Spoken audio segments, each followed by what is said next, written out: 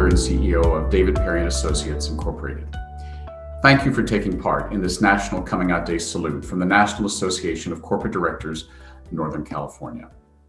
Corporate America has shifted their perspective on LGBTQ+ rights over the years, with many companies making public gestures of support. As we now see during Pride celebrations across the country and around the world, many have become regular sponsors. 206 major corporations signed an amicus brief in the spring, advocating for the Supreme Court's June 2020 decision protecting LGBTQ+ individuals from workplace discrimination. Companies are increasingly making business-critical decisions about recruitment practices, employee resource groups, and marketing that embrace LGBTQ+ rights. On September 30th, California Governor Gavin Newsom signed into law Assembly Bill 979 to diversify boards. When I moved to San Francisco in the mid-'80s from Washington, D.C. and my home in Richmond, Virginia, the AIDS pandemic was decimating the community. It was a scary time, and not the easiest time to be a single man in San Francisco. And yet, during that darkest of times, I learned the importance of stepping up and leaning in, the importance of volunteering. My first week in town, I walked past the Names Project AIDS Memorial Quilt in San Francisco's Castro district. It's where Catch Restaurant now is. And I poked my head in. A voice from the balcony above said, "Why are you here?" "I want to volunteer," I said. "What do you do?" said the voice. "I work in PR and marketing at San Francisco Opera." "That's great," said the voice. I later learned it was Mike Smith, co-founder of the Names Project AIDS Memorial Quilt. "This is great timing. The PR committee is just about to meet." An hour or so later, he assigned me a news release or something to write. And as I was walking out, I turned to Mike and said, "When did you start the PR committee?" His answer, "When you walked in the door." Over the years, I've served on a variety of boards and founded one, the Rainbow Honor Walk, creators of the world's first LGBTQ Walk of Fame in San Francisco.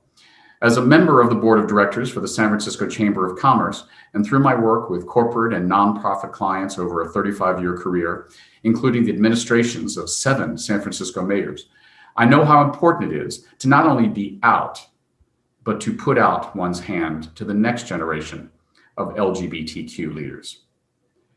Being a board member is a profound and transformative professional development and leadership opportunity. It is not only an opportunity to contribute to your local community, but also to work within a cross-functional team. Board members engage in diverse activities, including fundraising, policy development, and philanthropy, and they make decisions about staffing and budget.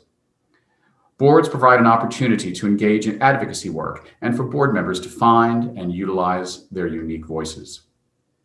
Diversity is critical for boards. Given that many nonprofits serve many historically vulnerable populations, their boards should reflect the communities they serve. There are 3 key reasons for this. With increased diversity, nonprofits can better evaluate how they serve and disseminate resources to their clients. Diversity increases a board's fundraising base and connections to potential donors. When boards have to make tough decisions, having diverse members boosts synergy between the board and the chief executive to conduct an extensive cost-benefit analysis and evaluate all of the possibilities. As that walk down Castro 30-some years ago taught me, we never know where service will find us. And in a few minutes, you'll hear some personal stories from members of boards about how service found them and how that board service in turn has served the community. Now, in the midst of a new pandemic, these LGBTQ board members personify what Robert Greenleaf calls servant leadership. Thank you to Lisa Spivey and everyone at NACD for keeping on. And thanks to my husband and business partner, Alfredo Casuso, for taking part in this project as well, and the entire team at David Perry & Associates, Incorporated. Thank you.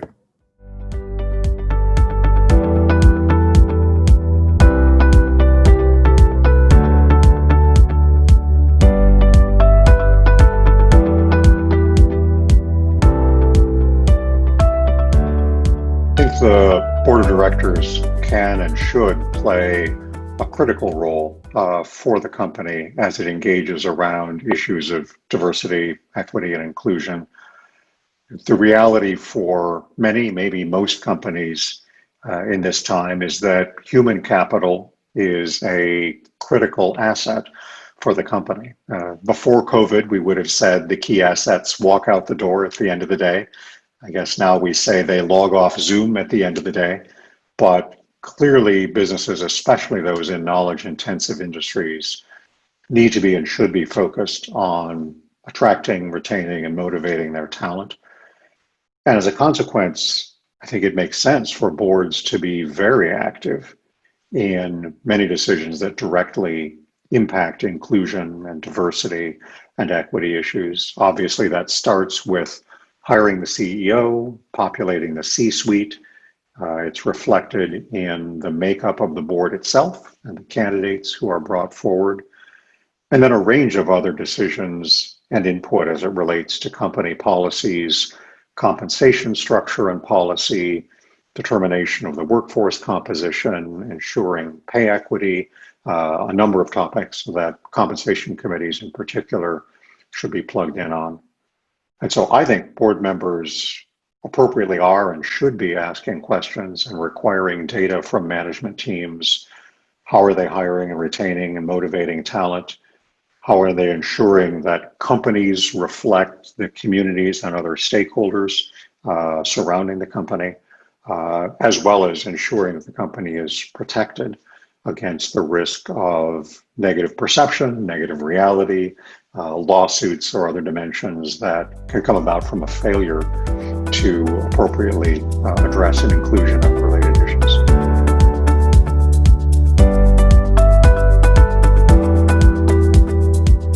My professional experience as an openly gay man, both as an executive and now as a board member, has frankly consistently been positive.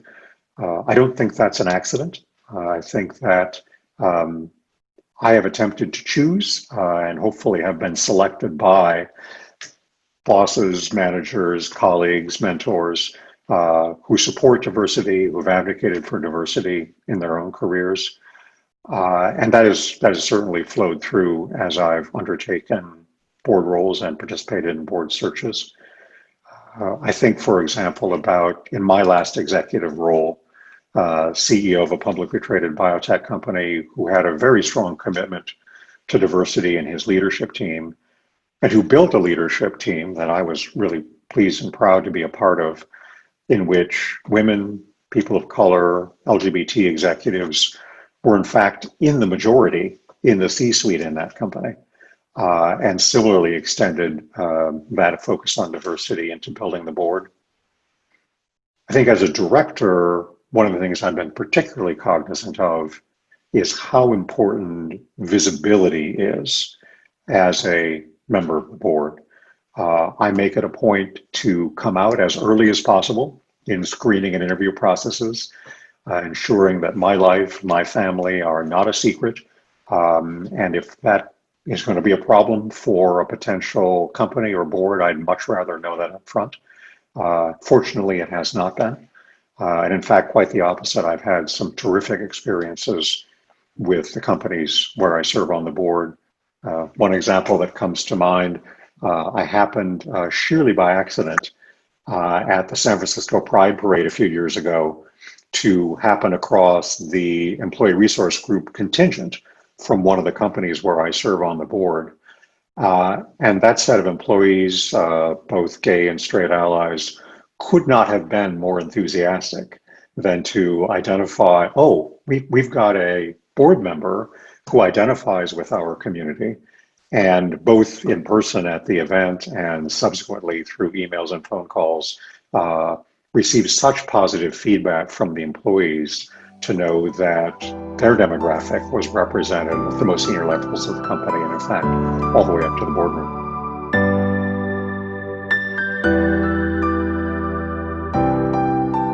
"2020 has certainly been a disruptive year, and who knows what the future will bring. We may be headed for a period of time where there is a lot more ambiguity and uncertainty in the world.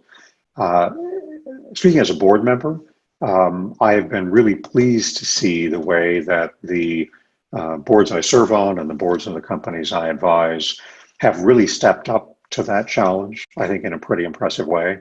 COVID, for example, has caused boards, especially in the life sciences where I work, to have to step forward meaningfully in thinking about What can their science and their programs bring, as well as, together with other businesses, how they respond to the COVID emergency and a whole range of workforce contingency and business planning efforts around that. COVID has appropriately been literally agenda item number one at board meeting after board meeting as companies come to grips with that.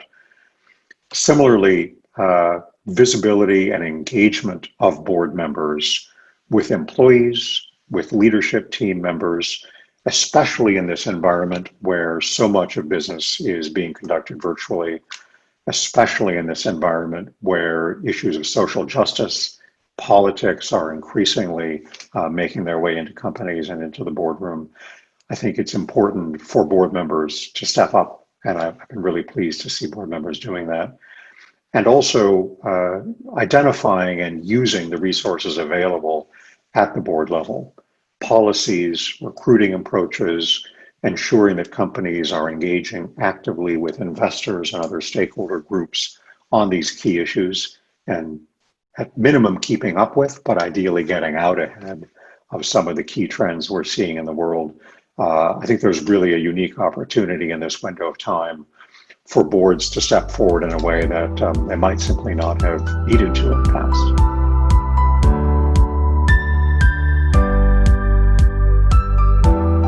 California's AB 979, which was just signed by Governor Newsom at the end of September, I hope will be a watershed moment in board diversity.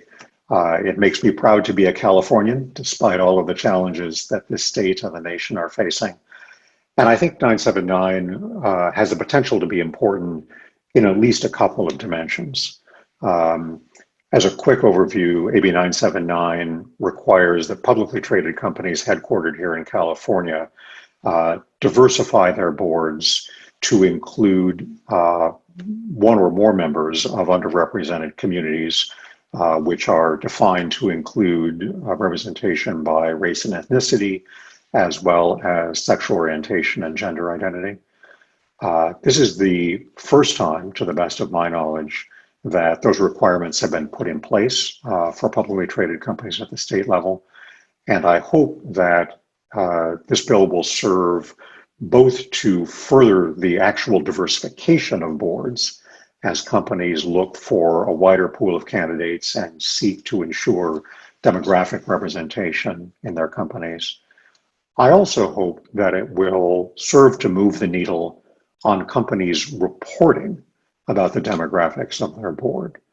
One of the key challenges that governance experts and advocates have faced as we talk about board diversity is that it can be very difficult literally to gather the data on, for example, does a particular director identify as a member of a racial minority, or does a director identify as LGBTQ? There isn't typically a forum or an established reporting mechanism for directors to self-identify or for boards to report. And I'm hopeful that this legislation, together with similar efforts on the part of institutional investors, will continue to encourage more companies to embrace the kind of detailed demographic reporting that will enable us to understand what is the current state of play, and are we making progress toward building more diverse corporate boards?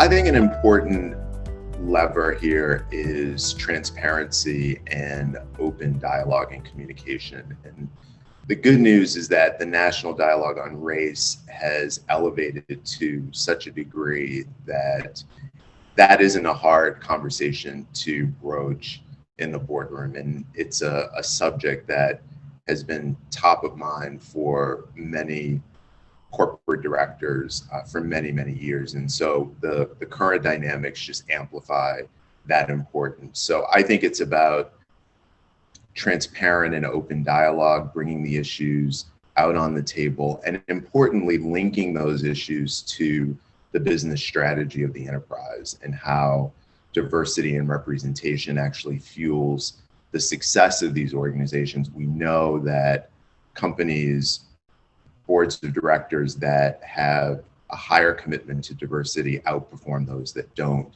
And so just elevating that dialogue on a day-to-day basis in the context of the boardroom, I think, is the way to go.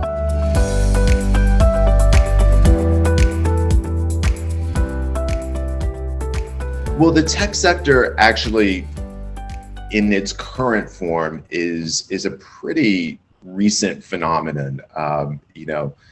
Many of these companies are less than 25 years old. So I think part of the issue of representation or tech representation on boards is that many of the large scale platforms that we think of in those terms, they're relatively new players on the field, although the technology platforms become incredibly large and powerful. So I think more than anything, organizations, and this extends to the boardroom, are recognizing how technology is fundamental to business strategy. And if you don't have that kind of intuition and experience on the board, it's harder to understand or to leverage the power that technology offers. And so that, I think, is one of the reasons why I was interested in serving on a board.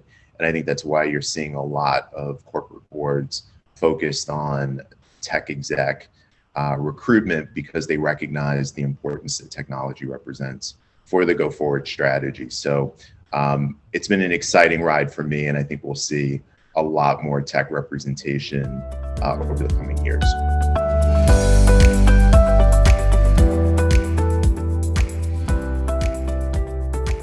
Well, first, National Coming Out Day is just an incredibly inspiring time, and it's a source of pride, and it's also a reminder of the work that's still to be done. So for me, I look forward to it every year. I'm looking forward to it this year, and I think it's critical that we maintain that kind of visibility around the successes, but also the future challenges. And it is that visibility in things like National Coming Out Day and things like what the NACD is doing with this programming that just elevates the power of diversity in all of its forms. And I think there's a lot of perspective and a lot of research that's been done on the power of diversity from an ethnic perspective, obviously gender diversity.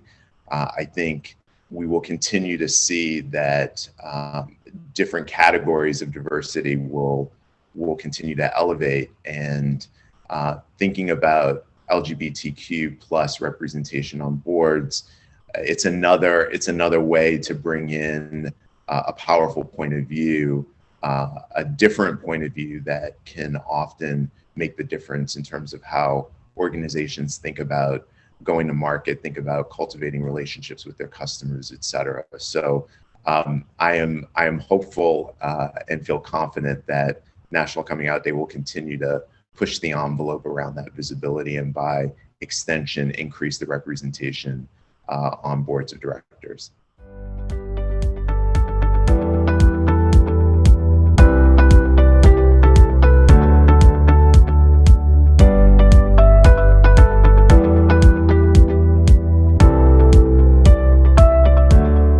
You know, I think the point in my career where I thought I had to be an authentic board member came very early on. Actually, it was in one of my very early boards, nonprofit boards, in my early 20s. And the reason it was my mother taught me a lesson, which was to always show up fully present and fully self-aware. And so to never sort of hide behind your fears. And so I showed up and I disclosed at that very first board meeting that I was a lesbian. And it was, you know, I didn't know how I was going to get received at that moment. And for a moment there, and many of my sort of colleagues said, don't do this, you're going to ruin your career. But I really felt that it would be a greater risk to pretend to be something I was not. And so I was very fortunate that I was in my early 20s in one of my first boards, and I was able to do that.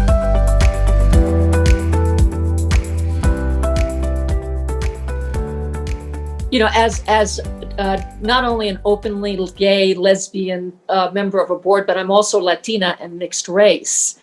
So I carry so many identities. And I've actually learned a lot of the work the governance work and the ESG work that's being done, particularly around diversity, equity, and inclusion, hold some very valuable lessons about how to bring on the next generation of LGBTQ plus board members. One of them is to really expand our networks, to reach out into the LGBTQ plus community that is in corporate boards and involved in business, and really do what we're doing today, which is to let people know that we are here, that there are many more of us in the corridors of our corporate boardrooms than many people know. And that it's time to really come out and to be our authentic selves. And that all the data shows from the DEI perspective and that the greater the diversity of a board, the greater the outcomes and performance of a company. We know that there's so much data about it. And so expand the networks, reach out to other LGBTQ plus individuals as well as allies, work closely. As chair of governance committee of Recology, I work very closely with the C-suite, the CEO, and the whole board around having specific strategies to recruit, to identify and recruit and engage and retain a very diverse board and staff, and including LGBTQI, as well as other people of color. And gender.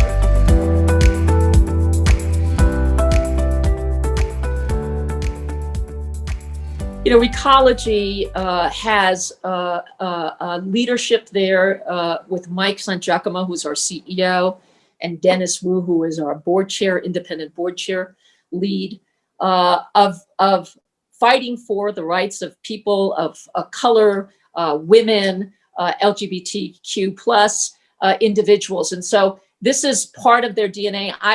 Mike and I were on a board of the AIDS Foundation, San Francisco AIDS Foundation, in the early 1980s, mid 1980s, at the start of the pandemic. And so he was at the forefront of seeing the damage and the implications of fear and discrimination, particularly around the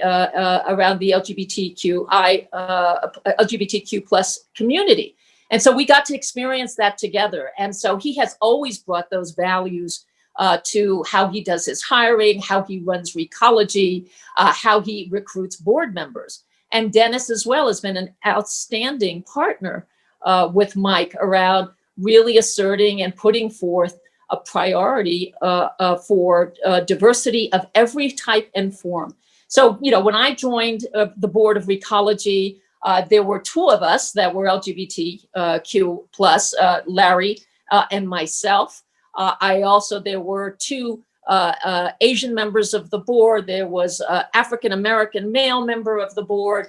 And so it was clear that diversity was a priority within the company at the board level. And certainly we've seen an incredible amount of diversity at the C-suite level as well, and all the way through.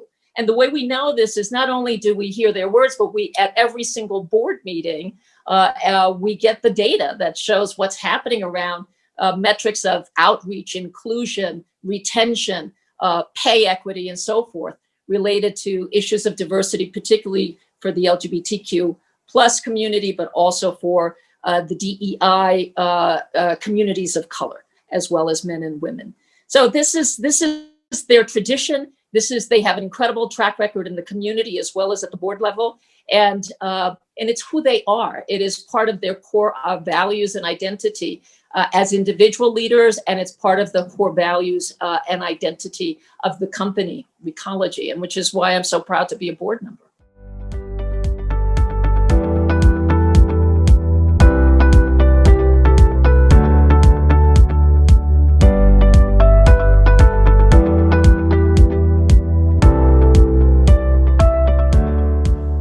exact date, actually. It was 1989.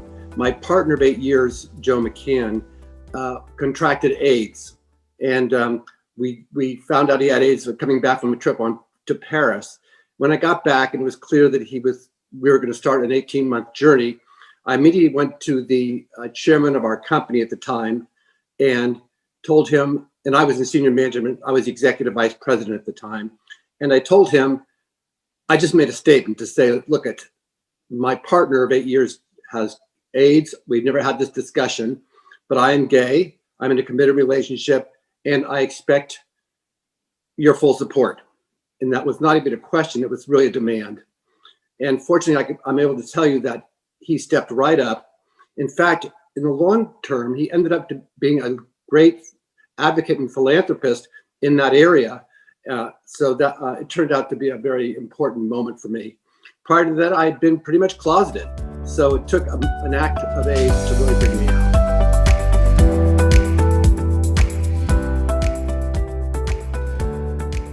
Well, first of all, I would say that you've got to get to your allies to speak to them and to communicate the issues. That is done by what I would say is the most important issue is networking. You've got to network. And that means in the business community, in the social community, and befriend straight people and allies who don't necessarily share your lifestyle. That being said, once you've made those friends and they are considered friends, you start having them understand the difficulty of breaking through. You know, most of these folks have not experienced what it's like to be gay any more than they could experience, or we can experience what it's like to be Black or some other minority. It's a unique experience that has to be shared. Two, I think it's really important that you work with qualified recruiters to tell our story as well. I think that oftentimes we forget that there are people out there who are speaking to straight allies we may not know. I think we have to keep telling our story. I think they have to understand that we have a voice that's going to help affect their company in positive ways. Finally, I would say you focus on some of the non-public companies. What I find is in NACD, one of the problems we experience is that we're dealing with primarily publicly owned companies. And there's a very limited market for board members in those companies. But there's a huge, vast amount of privately owned companies who require boards and need board assistance more than oftentimes public companies. So my suggestion is one starts centering in on private companies, get their sea legs, and that allows them to sort of move up in the ranks.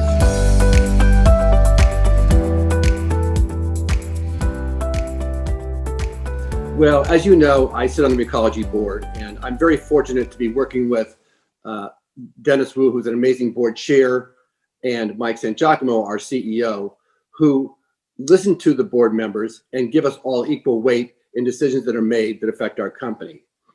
As a GAPE, we make many important decisions.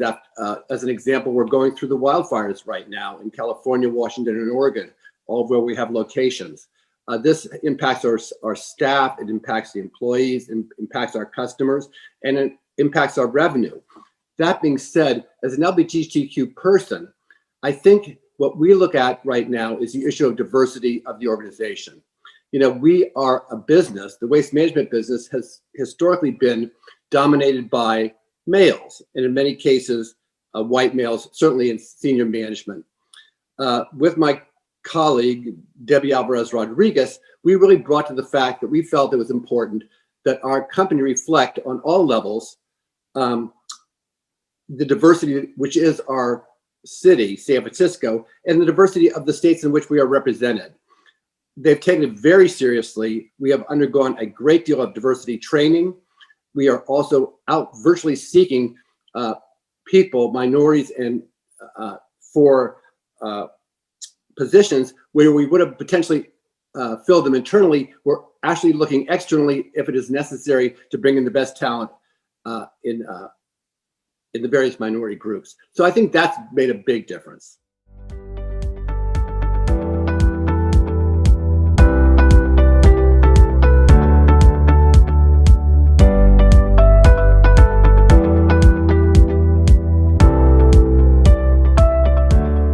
So my background has is kind of a mixture of things. Being 57, I did not come out until I was 32. So the first 10 years of my career, I lived as a straight man and operated in that. So, I experienced what the stress of that, how I was as a leader.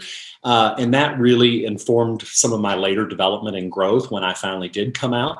And then I came out at a time where that was still not socially acceptable. So dealing with the difficulties of, the assumption of being heterosexual, being able to deal with that, and deal with my own level of acceptance and relating and how that would present within business. And then in an expertise level, I've worked in 5 sectors. And so working in those different sectors, I got a different perspective on systems and how systems work. And I think part of the value of any diversity group is to really figure out how systems work and how you can bring improvement, development, growth for both the individuals and for the institutions. I think one of the important things for all boards is, are we strengthening the institutions together? Are we making ourselves stronger and better? And as a small group of people, I think diversity is one of the areas that you can, is a lever that you can use in increasing the performance and the well-being and the health of institutions and organizations, as well as the individuals within them.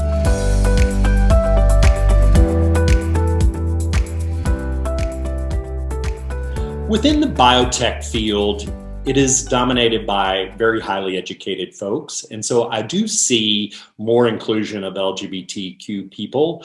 I think, though, there's still an issue that boards tend to be very, very small, homogeneous. In fact, many board members serve on multiple boards. So you have a high concentration of power within a very small group of people. So I think for boards, it's important for us to be thinking about term limits and, how much concentration, because I think boards being very small, diversity is even more important at the board level than in many management teams, because management teams, because of their larger scale, can naturally absorb more diversity. So I think being very intentional about the design of the board, what the purpose of the board is, and not drawing on the same group of people so that the institution is strengthened and that you're bringing in more perspectives. I think searching on LGBTQ as a criteria essentially opens your aperture and gives you another way to tap into additional talent and bring new people into the conversation, which I think benefits the board, management, the institution, and everyone involved.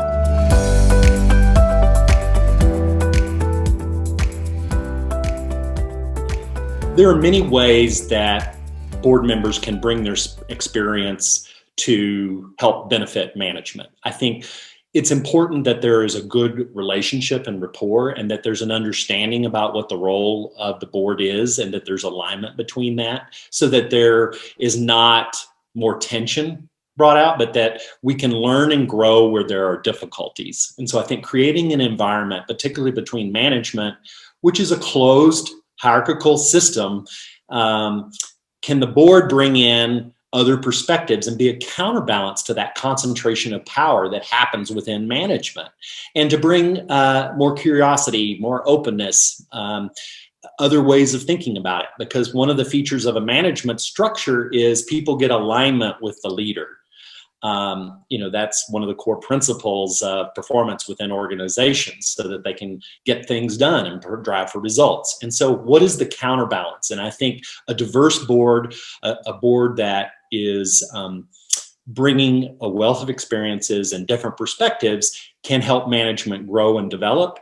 The board can lead by example. The board can create ability for management to see where its biases, its confirmation biases are, and maybe some of the aspects of the culture that are shutting down risk-taking, creativity.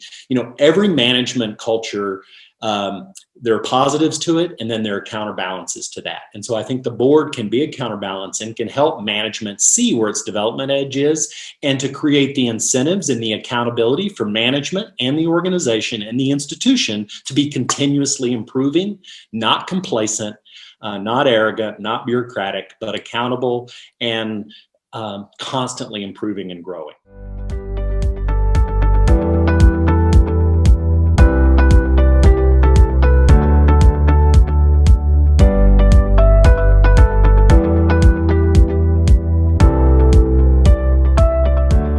I'm privileged to sit on 10 boards, and I can tell you that it is an active task to constantly understand and ensure that your board makeup is diverse. It does not happen magically. It will not happen overnight, but it is something that we are all aware of and conscious in building. When we talk about diversity in a board, it is also more than just having your token woman member or a token LGBT member. It is about truly wanting to have diversity of thought. And it can come from different flavors. It can come from wanting different age groups, different ethnic, racial makeups. It can come from people of different income makeups. And of course, there is the ones that we pay a lot of attention to, which is both with having representation in terms of men, women, or LGBT populations.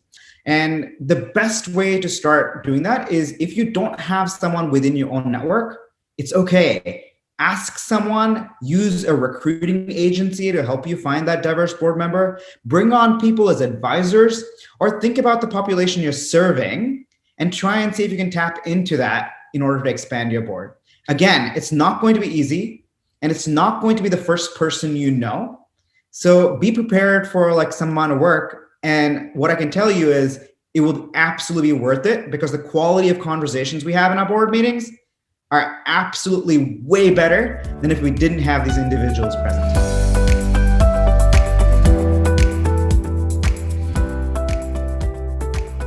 I sit on a board of a company called Excision Biotherapeutics. And as you think about this company, they have the audacious goal of trying to use gene therapy or gene editing to cure us, not treat, but cure us of certain viral diseases, including their banner product and banner disease they're trying to cure is HIV. I do think that sometimes people say, but wait a minute, there's PrEP. And there's other drugs now. So you can live a normal life and live till the rest of your life with regular HIV medication. I do think that this is exactly the problem people have if you don't have diversity in your board and you don't have, let's say, LGBT representation. Having real representation from either the patient group or from people who can experience what it's like to live through these conditions, whether it's in this case HIV or whether it's RA, whether it's fibromyalgia, whether it's any oncology indication, pancreatic cancer, whether having someone who can understand and put yourself in their shoes will truly make a difference as we, as decision makers in the company, build out the company. And it's a constant reminder and an important reminder, both of the privilege of what we're trying to do to end, in this case, HIV, but also for any of the other companies as we think about building a board of representing voices that normally never get heard.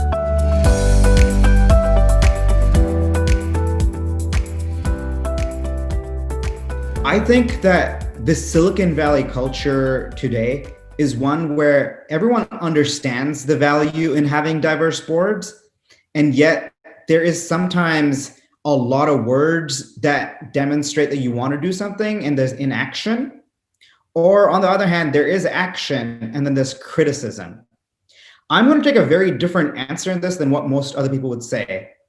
I'd say, as we think about 2020, 2021, 2022, I ask all of you to reach deep in your hearts and just be kind and be forgiving. People are trying to make a difference, and it may not be in the exact way that you may want to see them doing it. I'm not excusing inaction by any means at all, but I'm saying help. Like, be kind and help people who have the right intent. Don't necessarily make it into like believing, subscribing into cancel culture or anything else, but instead try and reach out, because you'd be surprised how many people truly want to make a difference. And sometimes people are just afraid because they know that if they do something slightly wrong, or if they use the lingo that is not perfect with what you would want to use, then they're going to get ostracized, they're going to get yelled at, they're going to be made fun of. And people are, in general, can use that helping hand. And so I'd say be kind and help. And you will see that there are more people than you know who truly want to make a difference. And no one's happy with the way things are. People do want representation, and people just don't know how to navigate it. So what I've seen, I'll add to the word kind, is the word of action, is we tend to help our startup companies think about how do you get to having more diverse boards. Let's have that conversation. And let's do that. Let's be a participant and let's help and enable other people to get there.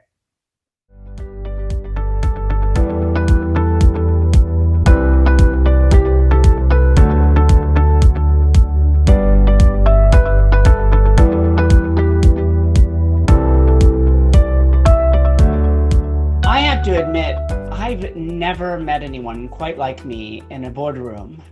It's not to say I don't know of any transgender people that hold board positions, but I've never served on a board with one. I've never had a transgender venture capitalist decide whether to fund my company.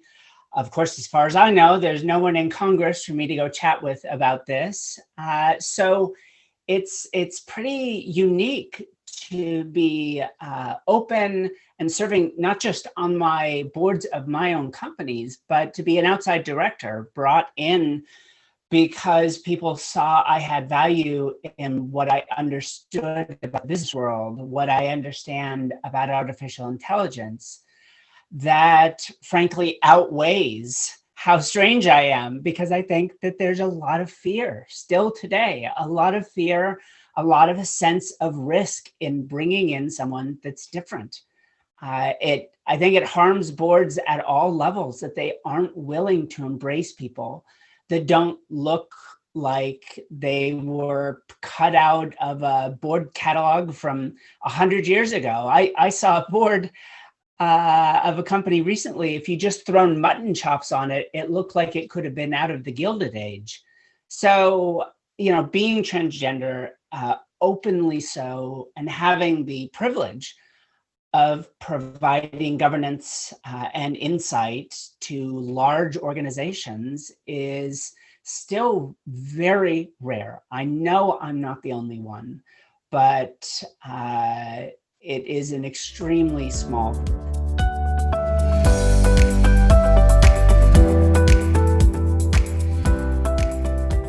I genuinely understand the fear around coming out. And in fact, I said to people, my wife and I, when we went through this experience ourselves, that you need to make a kind of a decision.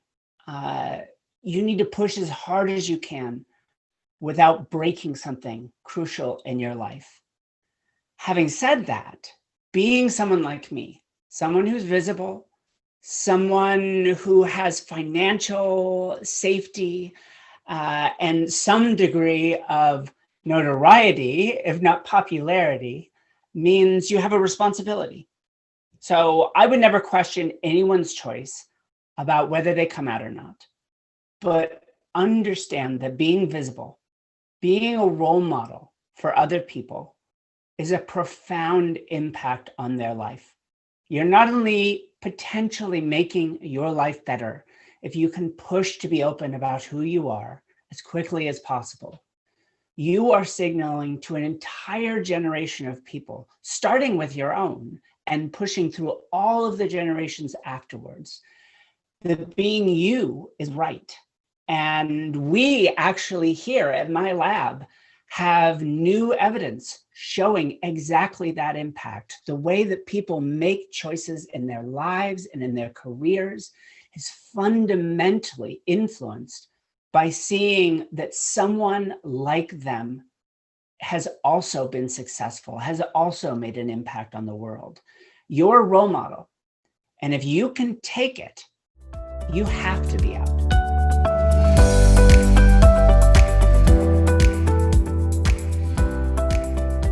One of the biggest surprises of my life is, as someone that's spent a lot of time on a stage, I have never had someone explicitly say some terrible transphobic or sexist thing to me.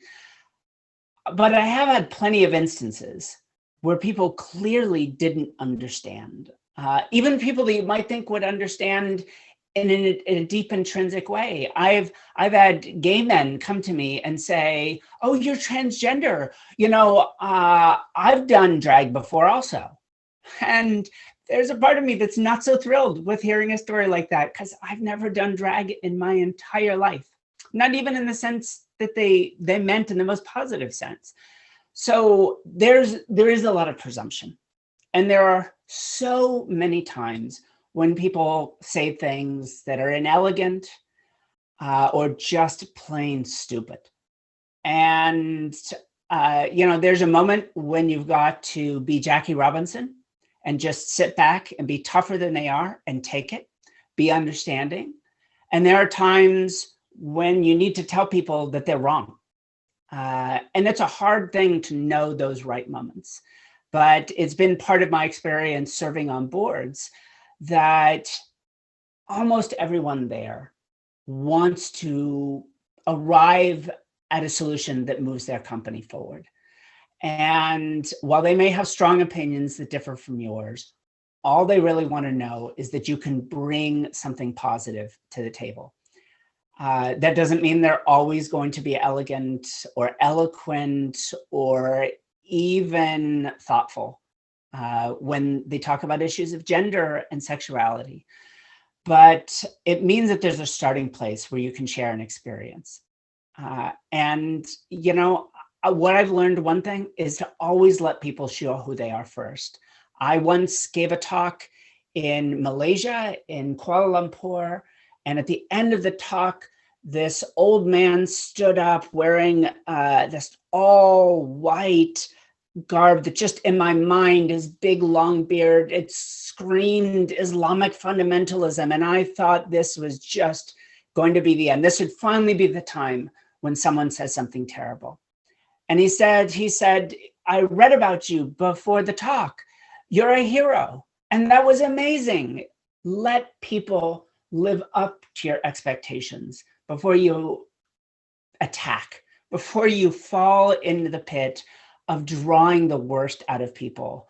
Allow for a chance for education, because you're there to serve a purpose. And people that are good at board work understand the importance of setting aside who they are as people and figuring out how best to lead an organization.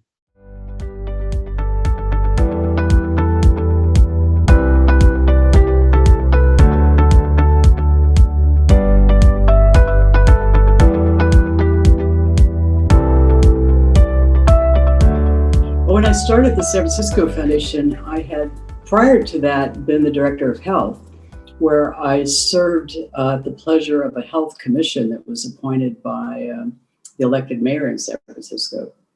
So that was really my first experience having a public facing responsibility to a publicly appointed board.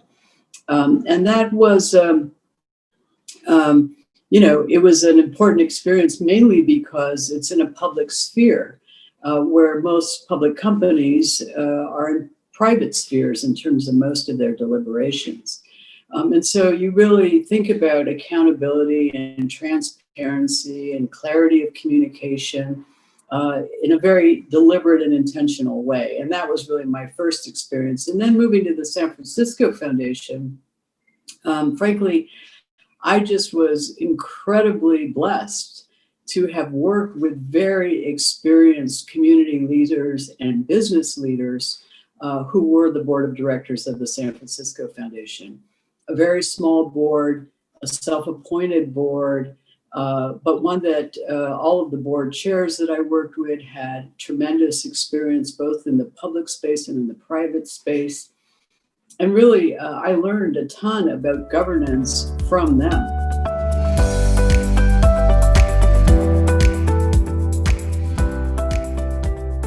Well, I think, all governing boards in the healthcare space really have to look at this pandemic from both the opportunities of risk, but also as the opportunity of disruption and opportunity. And I think a good governing board does a couple of things. One is, of course, think about its fiduciary obligation, not from a perspective of conserving resources, but rather at a moment of crisis such as this pandemic and its vast implications for communities throughout the country and really around the world, depending on where your company operates. it is a moment in time where one ought to think about where to double down, where to make additional investments. Yes, you want to be mindful of your endowment, if you have one, spending policy and those kinds of considerations.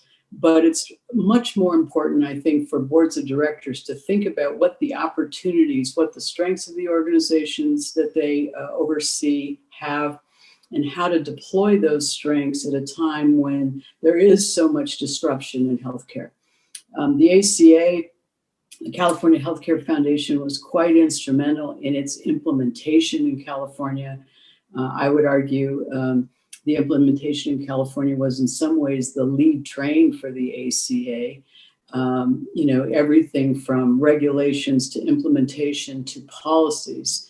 And it is a moment in time to really think about all the advantages and gains of the ACA, and frankly, from a CHCF point of view, and our mission to make sure that all Californians receive appropriate care at appropriate time. This pandemic is really showing the weaknesses in our public health infrastructure. And so I think all healthcare institutions ought to be thinking about the fact that the US spends 18% of its gross domestic product in healthcare. And when a pandemic broke out, we didn't have PPE for our frontline workers. There is something really fundamentally wrong with that situation. So whether you're a foundation, whether you're a healthcare delivery system, whether you're a health plan, whether you're an allied healthcare professional, really thinking today about what we have learned from this pandemic is a very important aspect of governance.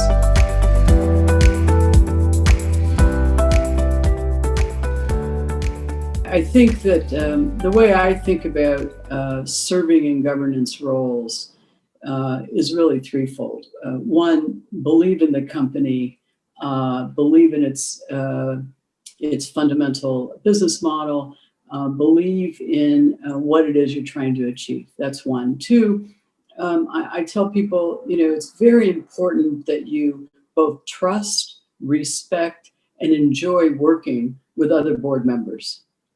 And three, many people come onto boards and they're the first person of color, or they're the first woman, or there may be first person who's identified as gay or lesbian. My view on that is that you ought to be who you are, be able to speak from your experience, all of them in its collective. None of us represent just one or another of these dimensions. And I think companies that recognize the power of diversity of its board are by definition companies that will do better. That's true in the for-profit sector. That's true in the not-for-profit sector. It's just true that the more diverse board that you have, and not just on the face of it, but actually in content, in discussion, in opinion, in point of view, those are boards that are fully engaged, take advantage of all board members' expertise in a useful way. And so I think about public service and governance from that perspective. Who are you working with? How important is that company or entity? And what opportunity do you have to influence it and to use your full voice and your full experience? And if you're the only whatever woman or person of color on a board, and somebody else joins the board, make sure that you help them understand the culture of the board and make sure that their voice is fully heard and fully engaged. Legislating our way through it is one approach. But I think really the true advantage of a strength of a company or an organization or a foundation comes with the ability to bring and attract diverse points of view. And I think good business leaders, good CEOs and presidents understand the importance of that. And I think that's a movement and a train that will only grow with strength.